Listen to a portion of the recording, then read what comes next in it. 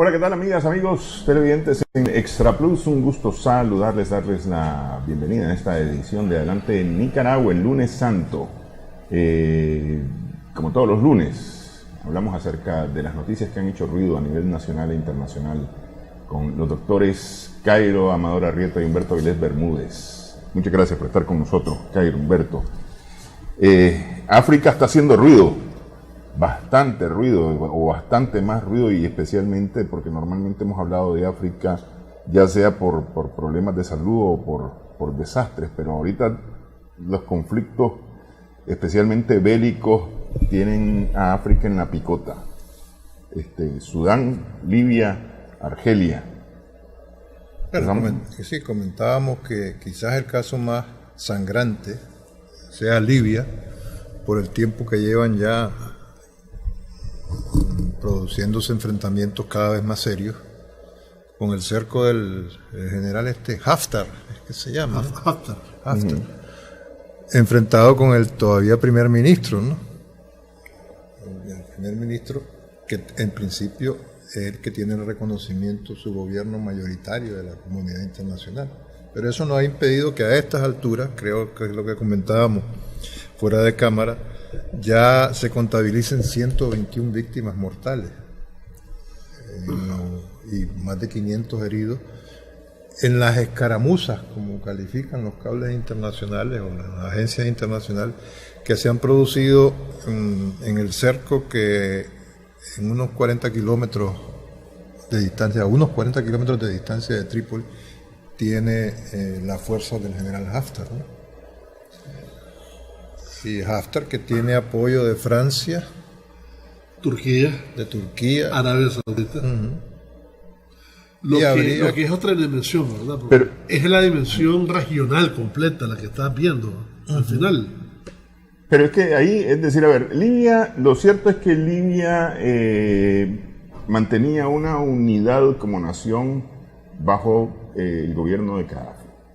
Y eso lo sabía Occidente perfectamente bien, porque el problema con Libia es un problema parecido al de Europa, en el sentido que los países europeos están conformados por varias naciones, el caso de España, el caso de Francia, el caso de la mayoría de los países europeos que están formados por varias naciones. En el caso de Libia son tribus. 36 tribus que se mantuvieron unidas con Gaddafi. Muerto Gaddafi, las tribus decidieron hacer lo que quisieron, y desde la intervención occidental, principalmente francesa, pero con mucha fuerza de Estados Unidos, hasta matar a Gaddafi, porque el fin y objeto fue matar a Gaddafi, hasta el asesinato de Gaddafi, o desde el momento en que se asesina a Gaddafi, Libia se vuelve un desastre total y absoluto. Varias veces aquí con Cairo comentamos que Libia era ya prácticamente un país fallido. Total. Y eso ha continuado. Lo que estamos viendo hoy es el enfrentamiento por la toma de Trípoli. Pero, es decir, que ese es el que lleva 121 muertos y 500 y resto de heridos. Pero lo cierto es que van cualquier cantidad de muertos en los enfrentamientos que ha habido, especialmente al sur de Libia. ¿Cómo se llama? Ahí se conjugan toda una serie de circunstancias. Lo que Humberto estaba diciendo, hay que añadirle que a la gente y a los países que están ayudando a Haftar, que ya lo dijimos, Turquía, Arabia Saudita, Francia, etcétera, se le agrega lo que están ayudándole a la gente de Trípoli. Y ahí tenés a Qatar, tenés a Italia, y posiblemente tenés a otros países del oeste, comenzando por Estados Unidos. De manera que ahí tenés un conflicto de múltiples dimensiones. Una de ellas es la dimensión regional y otra incluso es la dimensión internacional, porque de alguna u otra forma Rusia también está involucrada en esto. Como resultado, vos mirás una nación que está totalmente deshilachada, confrontada, radicalizada, y en esas circunstancias las Naciones Unidas están proponiendo unas elecciones. Está difícil en ese escenario, ¿verdad? Porque este gobierno no salió de elecciones. Hubo elecciones en el 14 donde incluso estuvo el senador McCain casi supervisándola, y además con su discurso alrededor de las elecciones de Libia fue un discurso muy triunfalista, ¿verdad? Aquí una vez más la democracia triunfa, solo para que en cuanto saliera él se desmoronara todo, ¿verdad? Pero es que justamente, es decir, el problema es que el gobierno libio no es el gobierno salido del consenso popular o de la elección popular como tal, pues porque es decir, aquí la población libia, aunque dice que haya ido a votar, terminó no eligiendo el gobierno que sí eligió Estados Unidos para Libia. Pero en cualquier caso, Libia es la prueba más flagrante de la reiterada violación del orden jurídico internacional. Pero desde el asesinato de Gaddafi, la cacería y asesinato de Gaddafi, un juicio sumario por las pistolas o las armas de las potencias que estaban detrás. Desde la guerra de Irak, que empezó con Saddam Hussein, otra creación de los imperios que en el mundo han sido, y desgraciadamente todavía son, hasta esa trágica situación. ¿Cómo es posible que ese enfrentamiento esté siendo apoyado de diferentes lados? Porque las perspectivas yo no creo que difieran mucho. Todo el mundo está interesado ahí, en mayor o menor medida, en las reservas petrolíferas que hay bajo el desierto libio, ¿no? Y la posición estratégica de las costas libias en el Mediterráneo. Que en estas circunstancias han jugado un papel fundamental para la migración de África hacia Europa. Pero antes de la migración, insisto en lo que estaba hablando Humberto, y le agrego, la gran derrota internacional de la doctrina del R2P, que fue precisamente luego que nació de alguna manera en los Balcanes, ¿verdad?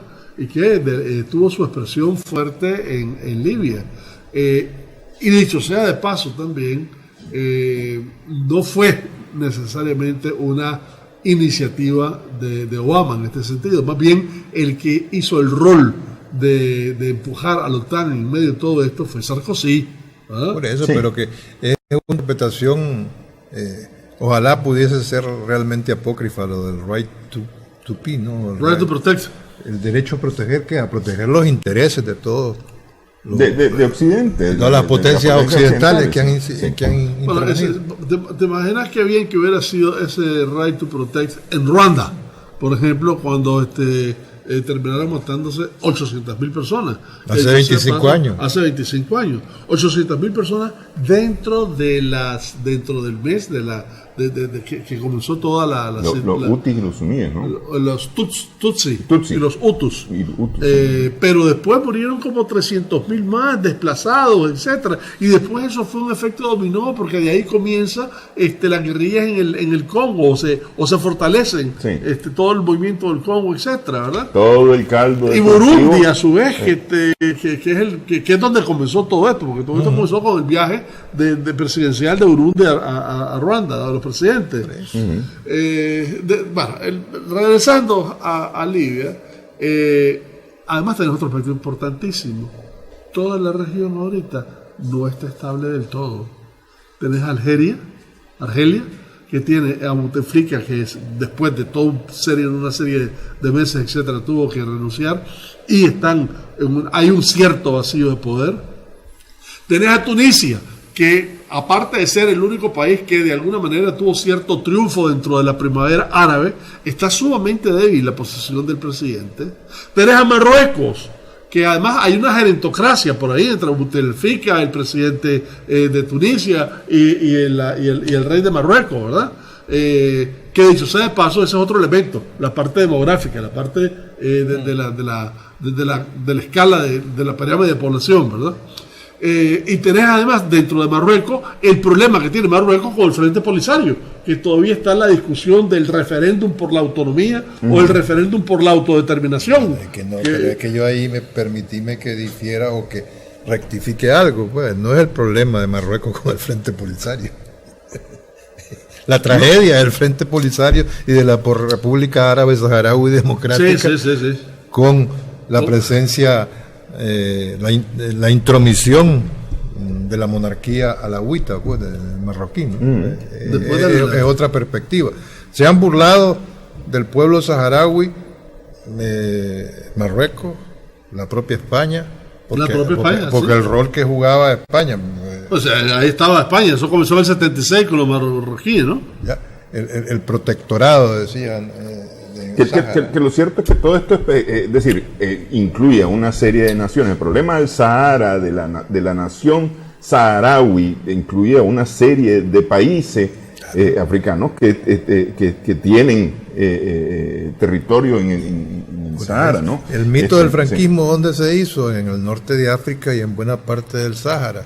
Ahí estaba. Ahí hicieron héroe a Francisco Franco, el general más joven de la historia militar europea, con 37 años era general, y dicen que ahí resultó afectado en sus partes nobles.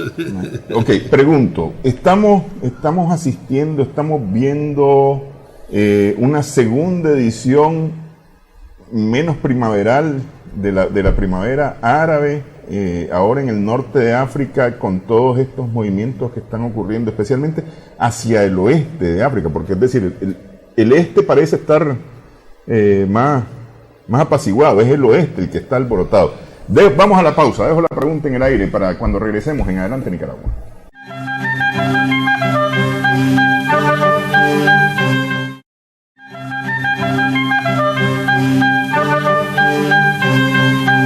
Seguimos en Adelante Nicaragua en Extra Plus. Vamos a hacer una rectificación. La verdad es que no es el este. El Sudán está al este en África, en el norte de África. Y no está nada calmo. Libia, centro norte, Argelia, buscando ya el oeste, Nigeria, en fin, toda esa zona está. El cuerno de África, que Somalia, Kenia, Etiopía dijimos que está relativamente tranquilo. Sí, pero acordate que, de nuevo, Etiopía y Eritrea hicieron ya intercambio de diplomáticos, etcétera, después de muchísimo tiempo, pero hay un problema que puede surgir por ahí y que no le da tanto a Etiopía como a Sudán y a Egipto, que es la gran represa que pretenden hacer, que puede cortar el flujo del Nilo, y de alguna manera puedes entrever ahí la posibilidad de otro nuevo conflicto en el mundo, que es precisamente por el agua. Ok, pero esto que está ocurriendo en estos países en este momento es una segunda parte de lo que fue la primavera árabe hace varios años. Yo creo que nunca segundas partes fueron buenas y está muy lejos de ser una primavera. Es más bien como un otoño. Sí, o una permanente tormenta del desierto. Una permanente tormenta del desierto. Ya. Pero, entonces, pero estamos asistiendo a cambios y además, ¿cuál fue la característica de la primavera árabe? Las revoluciones pacíficas, las revoluciones silenciosas o tranquilas, más bien. La de Egipto, que terminó votando al régimen a punta de Facebook, de autoconvocados por Facebook, ¿no? Sí, pero más allá de eso, que Al-Sisi, ¿qué color? Lo que hizo fue agarrar color. Acordate de dos cosas. A propósito, no solamente Facebook, efectivamente, la primavera árabe fue un resurgimiento de una espontaneidad del pueblo de Egipto, que fue más que evidente en Alejandría, en el Cairo y en otras ciudades, ¿verdad? Y acordate de otra cosa también. El ejército tuvo una actitud sumamente neutra alrededor del inicio de esa primavera árabe. Sacó los tanques, pero los sacó y los dejó parqueados en Tahrir. Sí. Incluso los manifestantes se subían a los tanques, etcétera, ¿verdad? Y de alguna manera puedes hacer un símil con Omar al-Bashir. Quien vota a Omar al-Bashir no es la insurrección, es el ejército que de alguna manera él mismo controlaba hasta hace poco. De forma que de nuevo, mientras no cambien otras cosas, en Sudán todavía no ha pasado nada. Y en Argelia tampoco, con Bouteflika. Todo está de cara a procesos que pretenden ser innovadores y democratizantes en toda la zona. Lo que pasa es que esa palabra democratizante, es decir, no sé, es como la aplicación del modelo occidental de democracia y un modelo no necesariamente adecuado para todo el mundo. Pues. Así es, así es. Pero vaya, olvídate de la palabra, que se dé un nuevo consenso político en cada uno de estos países. Eso es básicamente lo que estás esperando. Pero el gran problema es la metida de cucharas de Occidente en estos países, sí, pues.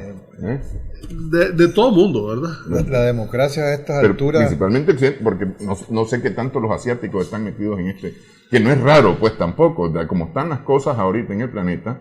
Cuando sos el primer socio comercial de varios de esos países, te aseguro que tenés apuesta en ese juego. Seguro. Pero pues. ¿qué país del mundo puede querer un régimen democrático, como usted ha entendido a estas alturas? Democracia con la que se llena la boca la liberal francesa, ¿verdad?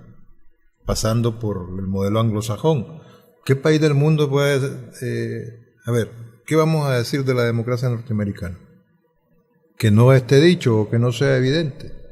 Es el menos democrático de los regímenes, con presidentes electos con menos votos que sus rivales, Trump sin ir más lejos, con un nivel de participación, una abstención superior al 40%, al menos en las últimas 4 elecciones presidenciales. Ese régimen de primarias y de compromisarios, que habría que ver si eso es democrático o no, y la gran reliquia de la democracia occidental en Gran Bretaña, miren cómo está. O sea, da vergüenza ajena la historia esa del Brexit. Ni siquiera al Parlamento británico, que debería ser la máxima expresión democrática por el respeto a lo consuetudinario, a las reglas no escritas que presumen de esa legislación, ahí están. Todavía no saben qué hacer. El ridículo de una prórroga forzada que a última hora decidieron de urgencia los otros 27 socios de la Unión Europea. Entonces, ¿qué país del mundo, y menos del norte de África que hemos estado hablando, que han sufrido en carne propia las consecuencias de regímenes disque democráticos, que andan predicando democracia, imponiéndola en otros países a costa de sangre y fuego, para así, ahí sí, hacer efectivo su derecho a proteger, insisto y repito una vez más, única y exclusivamente sus intereses? Y quien se oponga, palo. Nada de zanahoria. Quien se opone al democrático. Hay una dimensión, por supuesto, de un actor que no está presente. Es decir, está presente, pero no lo ves.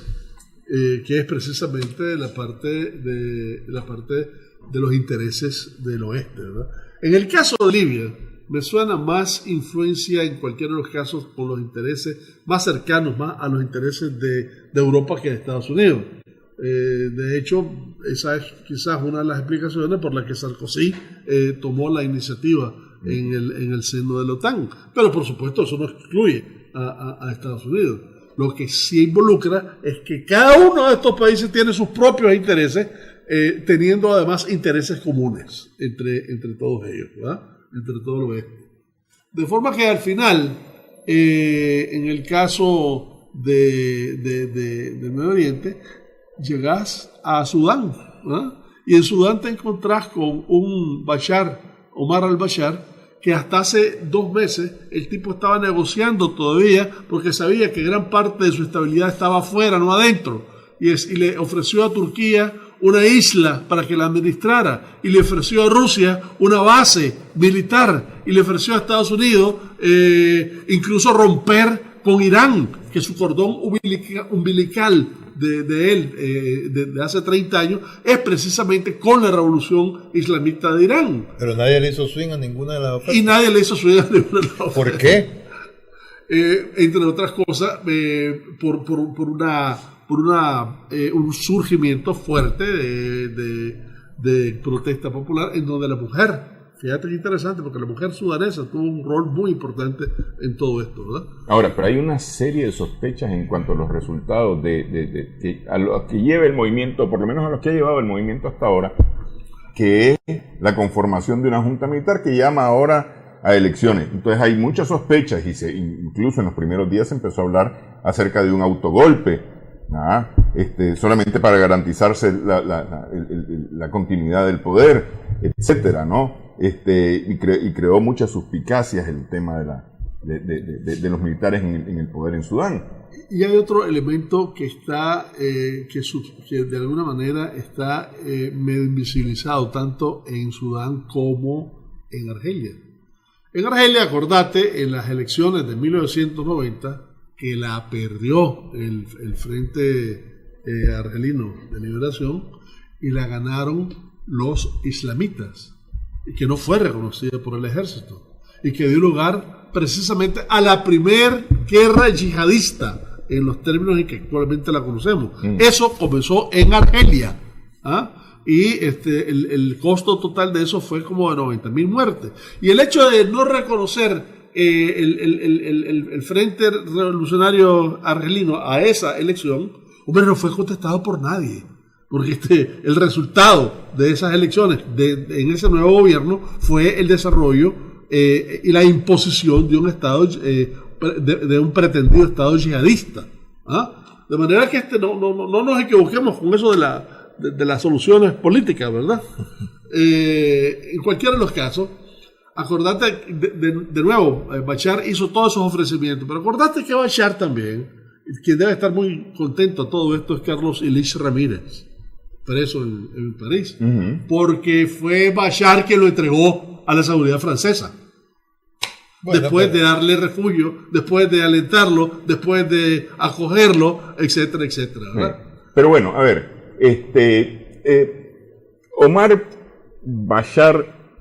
Omar Hassan al-Bashir,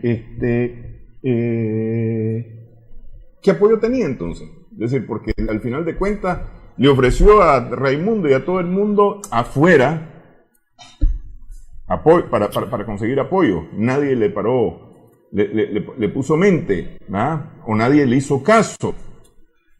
Es que acordate de que el pasado de Sudán, con Bashar a la cabeza, ha sido sumamente complicado. Ahí tenés a Darfur, las hambrunas y todo el genocidio de Darfur, etc.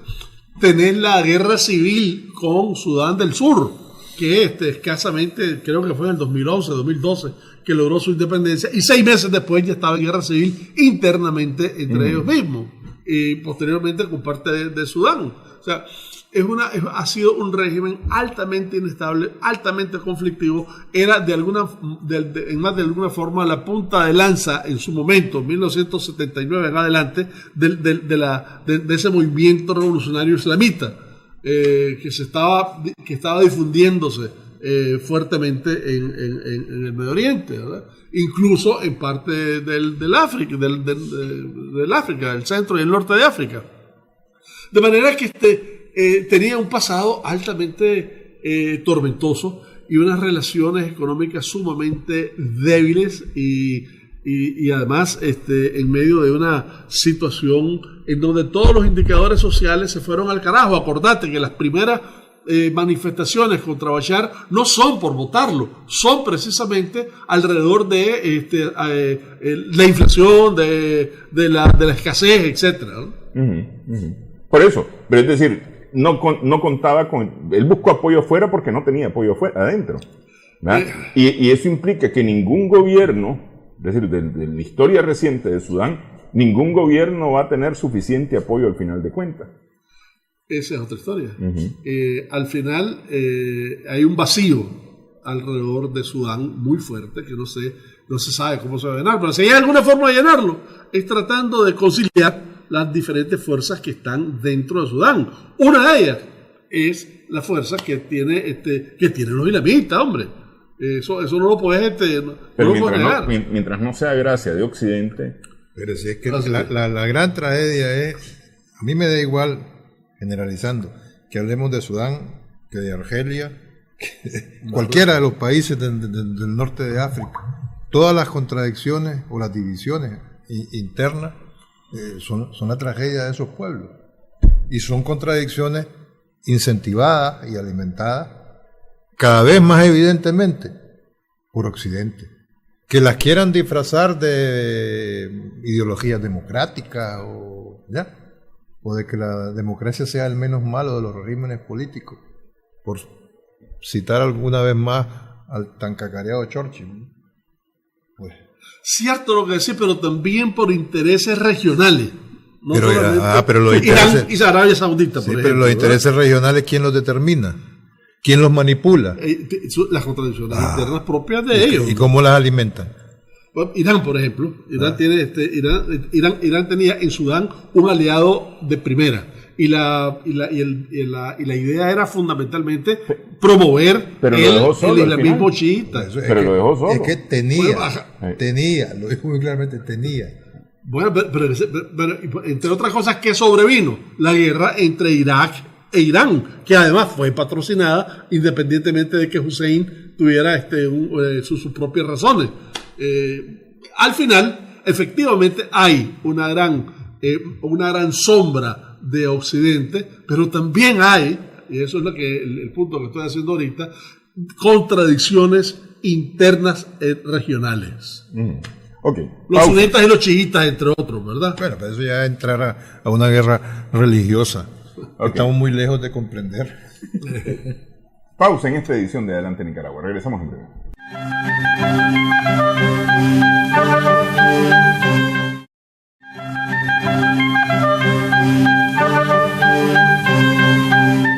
Seguimos en Adelante Nicaragua en Extra Plus. Elecciones en Finlandia, pero solamente un datito nada más antes de las elecciones en Finlandia. 900 millones de personas están participando en las elecciones en la India. De las cuales 130 millones son votantes por primera vez. En la historia de la humanidad jamás ha habido en una elección tal cantidad de votantes nuevos, sí, ni tampoco tal cantidad de votantes en general. Pero, ¿y quién garantiza la transparencia de esas elecciones? Ellos mismos. Pues no sé, pero mira, es decir, ya solamente el hecho de tener 900 millones de votantes es una cosa compleja, espectacular, pues, en el sentido de la cantidad de gente participando. 900 pues imagínate millones. Cuando vayan a haber elecciones en la República Popular China. Pues para 100 millones más no es mucha la diferencia. Pero en cualquiera de los casos, ¿quién es el que garantiza esas elecciones? Dije ellos mismos, porque al final los 5 o 6 últimos gobiernos que han pasado por India, ya sea el partido del Congreso del linaje de los Gandhi o el BJA, el Baratanilla, han sido aceptados por su contrario. Sí, pues, pero, o sea, íbamos a hablar de Finlandia. No, es que este es un datito interesante, pues, 900 millones. Otra vez sacrificando lo cuantitativo por... No, hombre, lo cualitativo por lo cuantitativo. Hablemos de tu Finlandia, pues. No, si no es mi Finlandia. No es tuya. No. Supuestamente dicen los estereotipos y los tópicos, de los cuales yo no soy muy partidario, que es el país más feliz del mundo. Ajá, ahí. O era, porque bajó. No llega a 6 millones de habitantes. Sí. Pasa un 5 millones y medio, como mucho. Y es un país donde el 57% de la población tiene más de 55 años. Sí.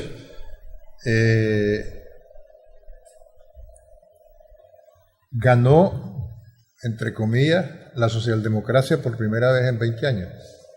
Desde 1999, por 2 décimas. Sacó 17.7% de los votos frente al 17.5% de los verdaderos finlandeses, que es la ultraderecha. Eso le permite que va a tener 40 escaños. 36 y el otro 35. Uno más, pues. Van a ver si logra formar gobierno en los próximos días. Pero además, el tan cacareado welfare state o estado de bienestar finlandés que acuñó esa expresión que, como dijimos antes, del país más feliz del mundo, pues hace tiempo que dejó de ser cierto. Tan es así que se considera que la población mayoritariamente perteneciente a la tercera edad es la que ha sido el caldo de cultivo principal para que, a pesar de haber perdido las elecciones, la ultraderecha, los verdaderos finlandeses, hayan sacado un escaño más que en las anteriores elecciones. Y eso es lo que ha pasado en Finlandia. Que si le da un respiro a la socialdemocracia europea frente al próximo evento electoral europeo del 23 de mayo, está por verse, ¿no? Porque todo está asignado a nivel europeo por las consecuencias de si hay Brexit antes del 22 de mayo, si logra Theresa May sacar adelante el Brexit. No, pero no quedaron, ya que no. No, es que no es así.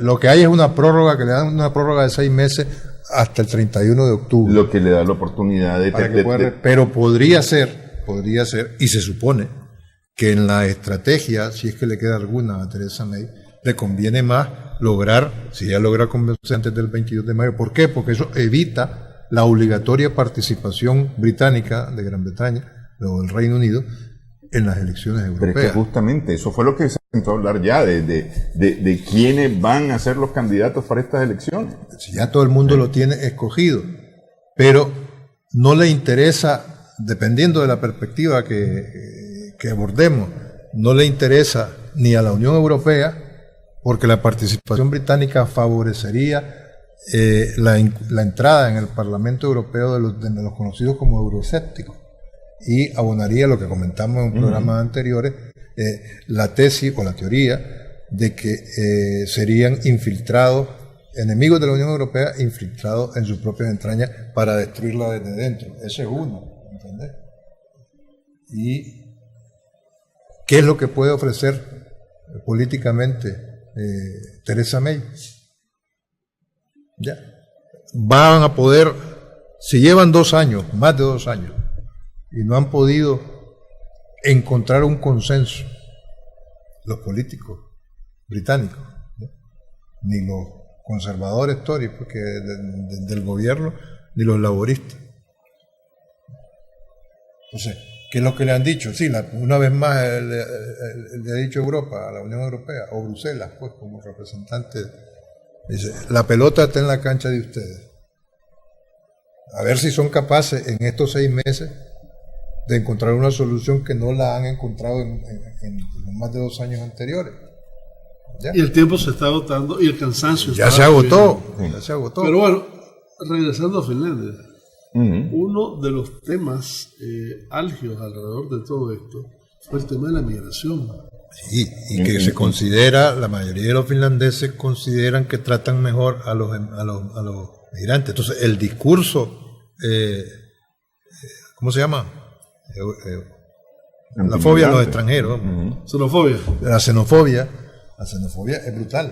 Sobre todo por parte de las personas mayores. Y fíjate mayores. que apenas tienen el 6.6% de su población es extranjera. Y no necesariamente todo es la mitad, ¿verdad? Es que hay muchos sudanés y somalíes. Porque lo que pasa es que acuérdate que Finlandia, por lo menos en los 80, principios de los 90, era un país que recibía. Y Suecia también. Suecia más todavía. Estás hablando de todos los nórdicos. Era gente bien abierta, supuestamente. Sí, acordate del 73 con la caída de Allende, cantidad de chilenos se fueron a Suecia. No, ¿cuántos chilenos nacionalizados nórdicos no andan por el mundo? Así es. Sí. Pero bueno, regresando a los numeritos, ¿verdad? El que perdió ganando un escaño más. El que ganó por un escaño. Pero el resto del cuerpo político tiende más hacia la derecha que otro lado. De manera que en términos de composición política, en términos de país, ganó la derecha. Por eso es que decir, va con un escaño de ventaja, va a intentar formar gobierno. Cuando lo que ha estado gobernando en los últimos 20 años es una coalición de derecha. Exacto. Sí. Con un escaño de ventaja sobre su segundo lugar. Sí. Pero no un escaño de ventaja sobre el resto de la composición. Y hay otro problema adicional. Porque después de que acordate que ellos fueron pioneros en el asunto de la telefonía, la Nokia, de ellos, por ejemplo, ¿verdad? Sí, pero Nokia quebró. Y por eso, hace años quebró Nokia. Pero acuérdate que entró en alianza ahora con Windows. Bueno, porque él siempre ha sido forofo del Nokia. Pero te cobra... Tuvo su influencia en la economía, toda esta vaina de la Nokia, etcétera, ¿verdad? Y regalía. Hay un estancamiento, hay un sentido de estancamiento de la clase media en términos de sus ingresos y en términos de sus beneficios, que pone en cuestionamiento, por un lado, lo que es el estado de bienestar, y por otro lado, pone en cuestionamiento también lo que es la misma integración económica europea. Y de cara al próximo mes que vienen las elecciones del Parlamento Europeo, ¿verdad? Ahí, de alguna manera, va a expresarse cuál va a ser el futuro, no solamente de la Unión Europea como tal, sino de toda una serie de países alrededor de eso, cuya composición o relación de fuerza casi a estas alturas está 50-50. Finlandia no es, en general, no es un país que esté promoviendo la desaparición de la Unión Europea. Es decir, como sí lo está haciendo Italia, como sí lo ha hecho ya. Pero es que acordate que Italia tiene un problema de deuda mucho mayor que el mayor de Europa después de Grecia, ¿verdad? Sí. Que explica toda una serie de posiciones de Salvini. Aparte de que en cualquiera de los casos, en el norte, vos tenés un ejemplo de un país que tiene relaciones con la Unión Económica Europea sin ser de la Unión Económica, que es Noruega, con su famoso esquema, ¿no? Que bien podría agrandarse eso a los otros países nórdicos. Bueno, pero Finlandia, no olvidemos que los más de 20 años de gobierno, más de derecha que otra cosa, tienen un peso específico en la política de ese país y en la manera de ver y percibir la Unión Europea, que fundamentalmente está asignado por lo que comentábamos antes, el problema migratorio. El problema migratorio es, a mi manera de ver, el principal caldo de cultivo de eso que se llaman las posiciones nacionalpopulistas, tipo Salvini, Le Pen, Orbán, el grupo de Visegrado y compañía, reforzado ahora con Sebastián Kurz en Austria, por ejemplo. Pero además no perdamos de vista que hoy es un día crucial en Francia. A estas alturas no sé si ya Monsieur Macron hizo pública las presuntas 5 medidas para detener la oleada de chalecos amarillos. 20 y tantas semanas llevan los chalecos amarillos. Desde noviembre. Sí, pero hoy es un día crucial porque él iba a anunciar las medidas entre las que se veía venir una reforma fiscal, ¿verdad?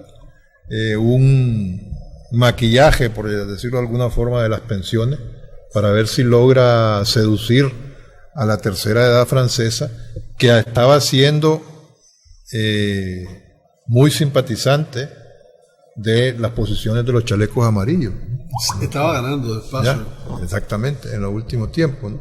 Y también se decía que podría afectar, suprimir bastantes privilegios de ex gobernantes, ¿no? Entonces, a estas alturas que todavía no estaban, por lo menos en la... Bueno, creo que a las 8 de la noche hora francesa. Uno de los puntos fuertes de la parte fiscal es la carga del 35%, ¿no? Sí, pero es que con esas medidas, termino la idea, Macron se le juega su futuro en Europa, en las elecciones ¿sabes europeas. qué me llamó la atención? Y su futuro, el futuro de su proyecto político. Sí. A propósito de esas dos cosas me llamaron la atención. Bueno, la carga del 35% en Francia, les cuento que en Finlandia es del 39%, ¿verdad? Y es precisamente uno de los problemas internos que tienen. Pero bueno, lo que estaba diciendo es que uno de los asesores políticos de Macron, Ismael Bourigin, uno de los mormones, les dicen uno de los mormones, ¿verdad? Y era uno de los acólitos de Dominique Strauss-Kahn. Es que por eso se le acusa a Strauss-Kahn de que los vestigios del strauss-kahnismo han afectado muchísimo las decisiones políticas de Macron. ¿Ya? En ese sentido, ¿no? Bueno, complicadas las cosas para la Europa también, ¿no? Y mejor la paramos porque también está por otros lados. Y entre más cerca las elecciones para el Parlamento Europeo, más se van a enredar las cosas. Así es. Vamos, a pausa nuevamente en esta edición de Adelante Nicaragua.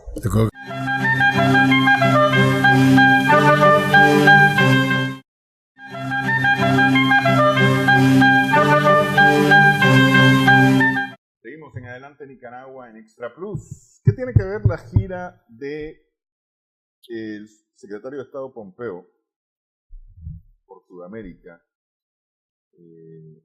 y lo que ocurrió o hay alguna relación con lo que ocurrió en Londres, en la Embajada de Ecuador en Londres la semana pasada, el viernes? Bueno, se le puede preguntar a Judarraz. Judarraz es el nuevo apelativo que Atilio Borón acuñó para referirse a Lenín Moreno, el actual presidente del Ecuador, por esa extraña mezcla entre Judas y Barrabás, ¿no? Judarraz. Ya, pero obviamente tiene que ver. Estados Unidos giró una orden de extradición, nunca mejor dicho, giró una orden de extradición al debilísimo gobierno de Theresa May, Gran Bretaña, para que, violando una vez más todo el ordenamiento internacional, incluido el de Naciones Unidas, no olvidemos que hay un pronunciamiento de una Comisión de Derechos Humanos de Naciones Unidas desde diciembre del 2015 en torno al caso de Assange, pidiendo que tanto Suecia como los Estados Unidos y la propia Inglaterra, por estarse produciendo, ya no digamos Ecuador, cuya delegación diplomática estuvo 7 años a Assange, respetaran los derechos de Julian Assange, ¿no? Pero entonces, esa orden de extradición muy expeditamente fue atendida no solamente por el gobierno británico, sino por el gobierno ecuatoriano. ¿Solo por? Por el gobierno ecuatoriano. Sí. El gobierno ecuatoriano permite que la policía británica entre a territorio ecuatoriano Le solicita, más bien, ¿no? y apresan dentro, lo sacan de ahí ya esposado, dentro, en territorio ecuatoriano, apresan a Julian Assange. Pues entonces yo creo que se evidencian los vínculos. Que si Pompeo necesita con esa última gira, Pompeo no, Norteamérica, el imperialismo norteamericano, o Washington, o Trump, Donald Trump, de cuya disque política exterior es el principal ejecutor, es Mike Pompeo, necesitan consolidar una opinión favorable a las barbaridades que están haciendo una vez más. Y eso no es ajeno al cerco que tienen establecido contra Venezuela, Cuba y, en tercera instancia, aparentemente, contra Nicaragua. Está la troika. ¿Ya? ¿Dicho por quién? Por John Bolton, y más insistentemente que Pompeo, porque Pompeo a veces quiere jugar al diplomático o aparentar que es diplomático, cosa que Bolton difícilmente puede, ¿no? Entonces, más o menos por ahí en ese caso de Julian, encuentro yo las relaciones. De Assange hay un montón de incongruencias y evidencian total y absolutamente no solamente el doble rasero, la hipocresía, sino la forma de medir las cosas a la conveniencia del que las quiere medir. Sí. Vamos, publicaron, y me voy a los memes nada más, publicaron un meme donde decía: por revelar los secretos de las grandes corporaciones al público, Assange es enemigo. Por vender los secretos, la privacidad de los usuarios a las grandes corporaciones del mundo, el dueño de Zuckerberg, el dueño de Facebook, es el hombre del año. ¿No? Es decir, ahí tenés solamente en esa. Pues, sí, y ¿cómo se llama el escándalo de los datos? Sí, no, que tiene que ver con eso de Facebook. Sí, hay una empresa británica que se me va ahorita el nombre, ¿no? Pero luego, el hecho que influyó en el famoso referéndum del Brexit. Sí.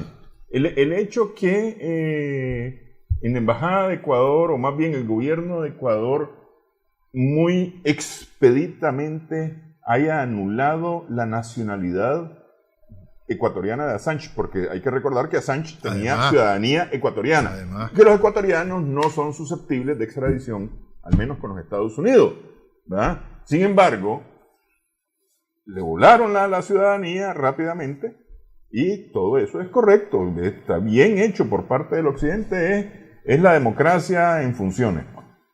Pero si es que la expresión Yo creo que más gráfica de la utilizó la portavoz del Ministerio de Relaciones Exteriores ruso, diciendo que están estrangulando la libertad con la democracia. Eso es lo que están haciendo Estados Unidos y Gran Bretaña en el caso particular de Assange. Y ahí en Ecuador y Lenín Moreno en particular, en tanto que jefe de Estado ecuatoriano no es más que una comparsa. Porque fijémonos bien, 7 años en la embajada ecuatoriana. La primera vez que pone un pie en la calle es a la fuerza, ¿no? Después de violar la inviolabilidad de un territorio extranjero, una sede diplomática, ¿verdad? En Londres. Un hombre que la mayoría de esos 7 años, Assange, estuvo en su seguridad a cargo de una empresa privada de seguridad española. Imagínense que cuando tenía problemas de tubería en la ducha del baño que utilizaba, mandaban a traer la empresa de seguridad a un fontanero valenciano.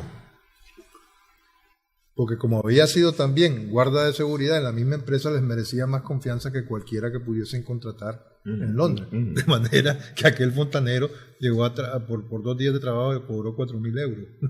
Porque se movió desde su pueblo. Cosas como esa, y tan inverosímiles como que se está hablando en serio de que el gato de Julian Assange es considerado un espía. Porque el gato tenía su cuenta de Twitter y de Facebook. Y a propósito del gato, a estas alturas no se sabe dónde está el gato. O sea, ¿qué pasó con el gato? Nada más de tenerlo. Si es espía, está escondido. Espérate, además, otra violación más. Nada más de tener a Assange, un juez británico ya lo condenó a 1 año de cárcel por haber violado las condiciones de su permanencia en el Reino Unido. ¿Ya? Pero es que si nos ponemos a las cosas, no o sea, ¿y cuál es? No, pero ¿cuál es la violación? Porque se disfrazó para poder entrar. Sí, ha estado en Reino Unido. No, pues, pero es decir, a la embajada. En los últimos años ha estado en territorio ecuatoriano. Sí, pero cuando estaba en territorio ecuatoriano, en Londres tuvo que haber estado. Pero él violó la libertad condicional que él tenía, en virtud de la cual se disfrazó para acceder a la embajada ecuatoriana. Y no solamente eso, no para ahí la tragicomedia, el cuento, como queramos llamar, el sainete, ya no sé cómo calificarlo. Yo leí una noticia en el ABC español, o sea, gran titular de primera plana en internacionales, de que hay un borrador de un acuerdo, de una negociación de Assange con los Estados Unidos, en que él se comprometía presuntamente a colaborar con la CIA a cambio de inmunidad. ¿Ya? Por si fuera poco todo lo que estamos comentando. Y bueno, inmediatamente parece que Wikileaks ha destapado. Sí, pues que esa era una supuesta advertencia que tenía Wikileaks o amenaza que tenía Wikileaks de si Assange era capturado, publicar una serie de documentos. ¿Qué es lo que ha hecho? Sí. Bueno, 3 cosas alrededor de eso. Una, la parte actual. Acabo de ver precisamente intervenir acá una comparecencia de Rafael Correa. Perdóname que se me olvide, disculpan, para que no se me escape. Los defensores de la libertad de expresión nicaragüenses, ¿dónde están en el caso de Assange? No los he visto protestar por la manera en que le violaron la libertad de expresión que ha ejercido Assange a través de Wikileaks, con todo lo que reveló. Y sobre todo, quienes creen que las redes sociales es un instrumento valiosísimo para expresar y para denunciar, etcétera, etcétera. Para convocar. Bueno, pero decía de que en el caso de la entrevista con Correa mencionó 2 cosas que me parecieron muy interesantes. Uno es, desde que era vicepresidente Moreno, en el 2017, se reunió con Paul Manafort, ¿verdad? Y le ofreció... Me suena, uno que está condenado a 8 años. Exactamente. Y le ofreció a Assange, darle a Estados Unidos a Assange. Efectivamente, Paul Manafort está preso. No sé si el jefe de campaña de Donald Trump. Y gran lobista, por cierto. No sé si sería interesante ver si dentro del expediente que se le abrieron a Manafort ahorita está algo alrededor de eso.